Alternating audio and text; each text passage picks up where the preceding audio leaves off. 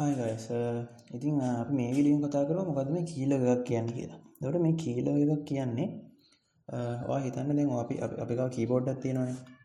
එතකොට අපි කීබෝඩ් එකෙන් වචන ටයිප් කරනවා. අකුරු ටයිප් කරනවා. ඒ අකුරු ටයිප් කරනකොට ඒ ටයිප් කරන හැම අකුරම මේ හැම වචනයක්ම හැම ඉලක්කමක්ම ඒකට හැම සිම්බල් එකක්ම මෙන්න මේ කීලෝ එකෙන් ඩිටෙක්ට් කරගන්නවා. හරියට නිකන් ඔයයි කීබෝඩ් එක හැක් කරලා වගේ. හරිද? එතකොට දැන් මේ කීලෝගස් දැන් ඔයාලා ඔය නිවුස් එහෙම බලලා තියෙනවා නැත්නම් සමහරක් වෙලාවට ඒ දවස්වල දැන් ඊට අවුරුද්දකට නෑ අවුරුද්දකට එකමාරකට විතර කරේ මට මතකයි ලෝකෙ පොඩ ලොකු හැක් එකක් ගියා.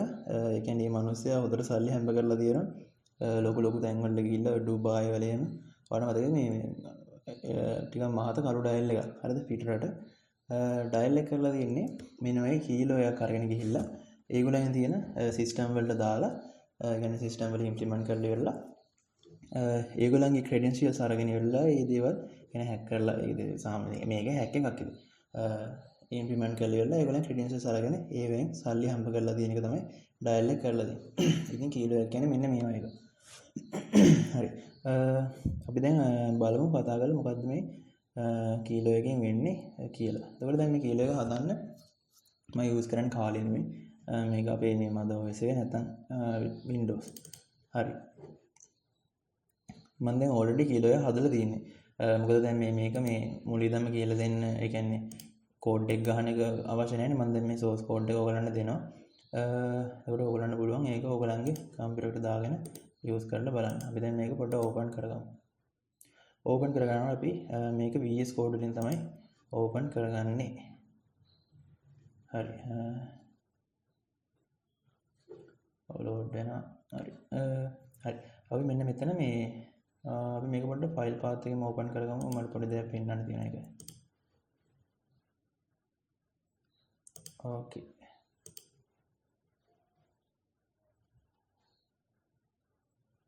හරි. ඔව් අපි කීලෝ එක ආවා. දැන් හරි. හරි. මෙන්න දෙනවා දැන් අපි කීලෝ එක. ඒකෝර දැන් මේකේ මොකද්ද වෙන්නේ කියලා දැන් මම එක්ස්ප්ලেইন කරගෙන යන්න. ඒකෝර මෙන්න මෙතනින් import OS කියලා තියෙනවා. ඒකෝර import OS එක අපි ඒ OS එක කියන්නේ මොඩියුල් එක.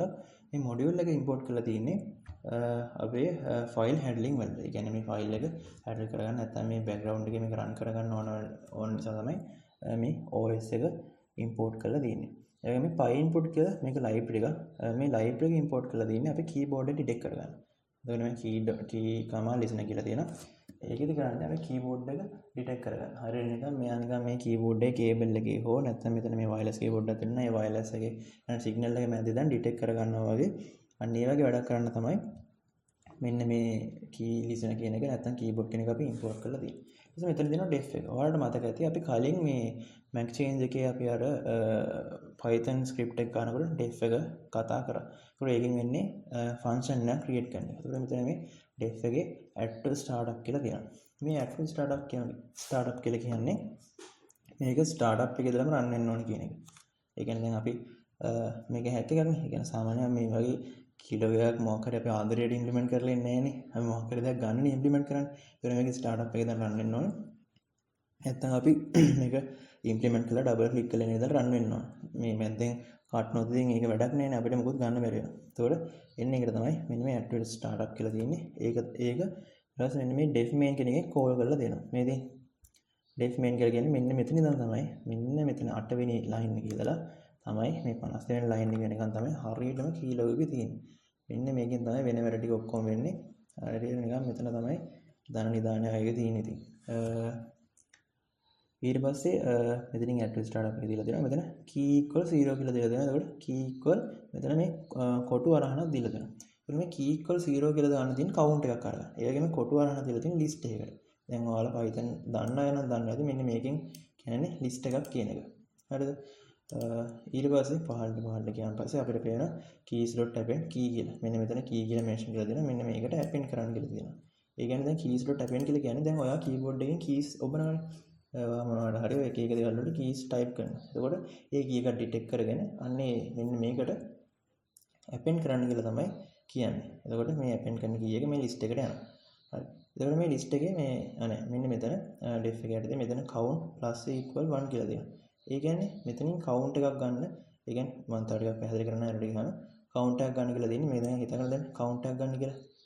ඊට පස්සේ මෙතන print කියලා 0 කියලා දීලා මේ 0 press කියලා දීලා from key කියලා කියනවා. ඊට පස්සේ මෙතන තියෙනවා if count greater than or equal 10 කියලා දීලා count equal 0 දීලා write file keys කියලා දෙන්න දෙනවා. හරි. දැන් මම මෙතන නිකන් මොකක්ද ඔය කියවගෙන ගියා නිකන් හරියට ඡේදයක් කියනවා වගේ.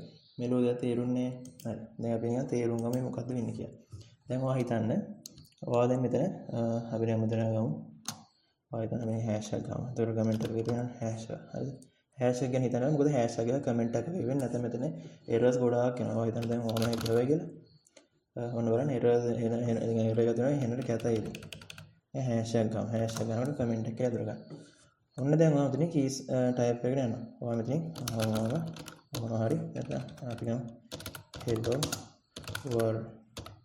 hello world කියලා type කරගෙන යනවා කියලා. ඔය විදිහින් type කරගෙන යනවා.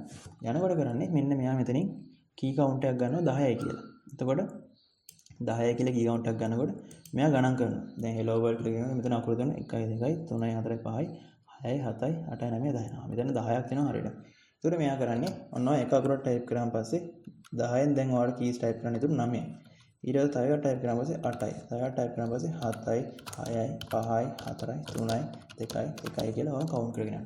ඊට පස්සේ බිඳුවට ආව ගමන් දැන් මේ මෙතන බිඳුව ඒ කියන්නේ pressed බිඳුව ඒ කියන්නේ key press කරන එකේ බිඳුවට equal වුණාන් පස්සේ නැත්තම් ඔයා මෙතන count එක බිඳුවට equal වුණාන් පස්සේ අන්න ඒක මෙන්න මේ write file කියන එක ඇතුළේ යනවා. ඒත් මේ write file කියලා කියන්නේ මෙන්න මෙතනින් define කරලා දෙනවා write file කියලා. ඒ කියන්නේ මෙන්න මේ log.txt කියන එක නැත්තම් logkeys.txt කියන එක ඇතුළට යනවා. ඒක ඇතුළටත් නිකන් යන්නේ නැහැ. අපි මෙන්න මේක අයින් කරගෙන ඉමු. ඔව්. ඕකේ. හරි. right. දැන් මේකේ මේ log.txt කියන ඇතුළට නිකන් යන්නේ නැහැ. දැන් ඔයා හිතන්න අතනද hello world කියලා ගියාම පස්සේ අපි ආයෙ හරි hello world කියලා ගියාම පස්සේ මෙන්න මෙතන ස්පේස් එකක් තියෙනවා. මේ පේනවනේ ස්පේස් එකක් තියෙනවා. ඒකට ස්පේස් එකක් තියෙනකොට මෙයා කියනවා මේ ස්පේස් එකක් තියෙනවා ඩිටෙක්ට් කරගත්තොත් මෙන්න මේක පහළට යන්න කියලා. කියන්නේ ලිස්ට් එකකගේ ඔන්න පහළට යන්න. ඕ ස්ටාර්ට් වෙනවා. දැන් ඔන්න කොහොමද දැන් අපි පහළට දැන් මෙතින් එන්ටර් එක ගමු පහළට යනවා. පහළට ඒ කියන්නේ පහළට මෙන් පහළට වේගයට මෙන්න මේ ක්‍රියේට් කරන්න කියලා. මොකද ඒක පොඩ්ඩක් accuracy වලට හදලා දෙන්න මෙන්න මේක රන් වෙනවා. අපි කට් කරලා දාමු. හරි. මෙන්න මෙතන txt ෆයිල් එකකුත් හදලා තියෙන්නේ. ඒක කට් කරලා දාමු. හරි. ඒක රන් වෙන්න කියලා තමයි ඒ කියන්නේ රන් වෙන්නේ නෙමෙයි. මෙන්න මෙතන පහළට print වෙන්න කියලා තමයි මෙන්න මෙතනින් කියලා තියෙන්නේ. එතකොට මේ enter එක කියලා පහළට යනවා. ඊට පස්සේ දැන් මෙන්න මෙතන තව එකක් තියෙනවා. මෙතනදී කියලා තියෙන්නේ මොකක් හරි මෙන්න මේක ඇතුලේ මොකක් හරි ප්‍රශ්නයක් වුණොත් error එකක් message කරන්න. ඒ කියන්නේ print එකක් දෙන්න error write into log file කියලා. දැන් මෙතන දැන් ප්‍රශ්නයක් කියන්නේ මේක හදලා තියෙන කියන නිකන් හරි මොකක් හරි එකක් ආවොත් මෙන්න මේක print වෙන කියලා තමයි හදලා තියෙන්නේ. ඒ කියන්නේ අපි ඒක print කරන්න දාලා තියෙන්නේ. මොකද දැන් එතකොට මේක print වුණාන් පස්සේ අපි දන්නවා මෙන්න මේ හරිය තමයි ප්‍රශ්නේ තියෙන්නේ කියලා. හරි. අපි මේක අයින් කරමු. ඕකේ. අපි දැන් මේක සේව් කරගමු. හරි. ආයි මේ ෆයිල් එක හැදලා. මෙන්න මේක රන් ගන්න ඔය තියෙන්නේ. හරි. හරි දැන් ඔයාලා බලන්න දැන් ඔයාලට මම හිතන්නේ තේරෙන්නේ නැති මෙන්න මේක කොහොමද වැඩ කරන්නේ කියලා. දැන් මේ වෙනා මේ ෆන්ක්ෂන්ස් ටික අන්තිමට මෙන්න මෙතනින් කෝල් කරලා දෙන්නේ. ඒතකොට මේ ෆන්ක්ෂන් එක හැදලා ඉවරයි. හරි. දැන් ඔයාලට පේනවා ඇති මෙන්න මෙතන pyw කියලා තියෙනවා. ඒ කියන්නේ එක්ස්ටෙන්ෂන් එක pyw කියලා තියෙනවා. දැන් මෙතන හරිනම් py නේ තියෙනවනේ. ඇයි මේ pyw කියලා තියෙන්නේ? දැන් ඔයා py කියලා දැම්මොත් keylog py කියලා දැම්මොත් මේක ඩබල් ක්ලික් කරපුවම එක්ක මේ vs code එක එහෙම නැත්නම් ඔයා python දාලා දෙනවා නම් python එක කෙලින්ම ඕපන් වෙලා යනවා. නැත්නම් මොකද්ද මේ command prompt එක ඕපන් වෙලා යනවා. හැබැයි මෙතන දැන් pyw කියලා තියෙන්නේ. එන්නේ ඒක අපිට background එකේ run කරගන්න ඕන නැත්නම් තමයි මේක අපි දාලා තියෙන්නේ. දැන් ඔයා බලමු මේක නිකන් rename කරලා py වලට. හරි. ඔන්න py වලට rename කරා. මේ මෙතන log file එක හැදලා. ඒක delete කරලා දාන්න. හරි. ඔන්න දැන් ඔයාලට පේනවා py කියලා දැන් මෙතන හරිද? මතකයි. මෙන්න මෙතන py කියලා තියෙන්නේ. මෙන්න මේක ඩබල් ක්ලික් කරුවා ගමන් අපිට ඕපන් වෙන්නේ මෙන්න මේ cmd එක. දැන් එහෙම වෙන විදියක් නැහැ නේ. දැන් අපිට මේක ඕපන් කරන්න ඒ කියන්නේ දැන් මේක ඩබල් ක්ලික් කරපු ගමන් මේක මේ ස්ක්‍රීන් එකේ පෙන්වන්න ඕනේ නැහැ නේ. මොකද එහෙම වුණොත් මේක හැක් එකක් වෙන්නෙත් නැහැ. මොකද වික්ටිම් දැනගන්නවා එයා හැක් වෙලා තින්නේ නැත්නම් එයා හැක් වෙන්න යන්නේ කියලා මොකක් හරි එහෙම දැනගන්න. අපිට මේක පේන්නේ නැතුව නිකන් බෑග්ග්‍රවුන්ඩ් එකේ රන් කරගන්න. අන්න ඒකට තමයි අපි pyw කියලා මෙතනින් දාන්නේ. අපි දැන් මෙතන pyw තව එකක් මතක තියාගන්න. මෙන්න මෙතන හොඳට මතක තියාගන්න. මෙතන python file කියලා තියෙනවා. type එක python file කියලා තියෙනවා. දැන් මෙතන pyw කරපුව ගමන් මේ pyw කරමු. pyw sorry හරි. ඔන්න pyw ඔන්න දැන් මෙතන අපි ආයම ඔන්න දැන් මෙතන no console කියලා වැටලා තියෙනවා. ආයෙත් එක්ස්පෙරිමන්ට් එක හදලා අපි ඩිලීට් කරලා හරි. no console කියලා වැටලා තියෙනවා. හරිද? ඒ කියන්නේ මේ කිසිම console එකක් නැහැ. කෙලින්ම background එකේ run වෙනවා කියන එක. හරි. දැන් අපි බලමු මේක වැඩ කරනවද කියලා. කට් කරලා බලමු මොනවා හරි මෙතන errors තියෙනවද අපි කොහෙද type කරලා තියෙනවද කියලා බලමු. error එකක් නම් පෙන්නන්නේ නැහැ. හරි. දැන් බලමු මේක වැඩ කරනවද කියලා. හරි මේක වැඩ කරනවද කියලා බලන්නේ මෙන්න මේම මෙන්න මෙතනදී අපි යන keylog එකකට මෙතන අපි save කරලා තියෙන file එක ඒ කියන්නේ location එක යනවා මෙන්න මේක double click කරනවා. හරි ඔන්න දැන් මේ බඩු වැඩ අපි දැන් මෙතන පොඩ්ඩක් search කරලා බලමු හරි keylog එක අරන් detect වෙනවද කියලා.